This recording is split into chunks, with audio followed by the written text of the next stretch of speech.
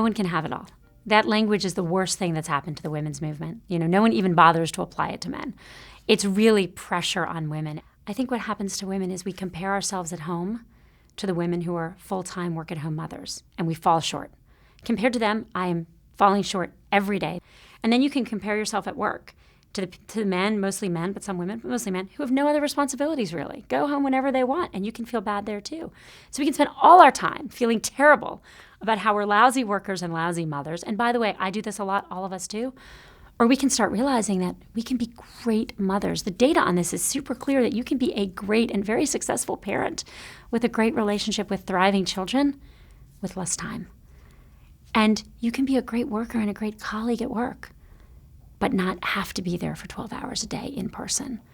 And I think we have to let ourselves do that. I am not fearless. I think I've always been afraid. I think I was afraid when I started as chief of staff at Treasury that I couldn't do it. Some of the experiences I had in the first week were proof positive that I was right and that I couldn't do it. I was scared, when I went to Google, I had no industry experience. I knew I'd have to make it up as I went along.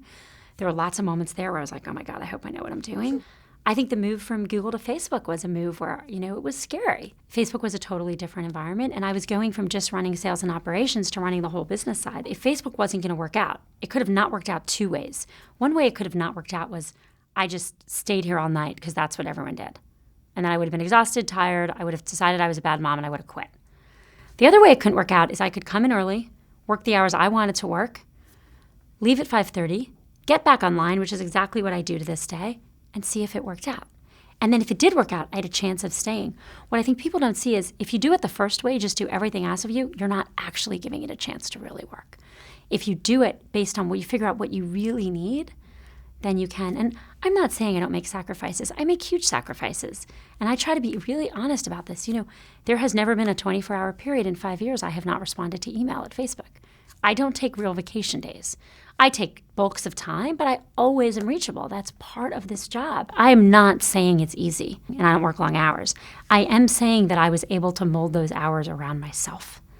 And that matters. And I really encourage other people at Facebook to mold hours around themselves.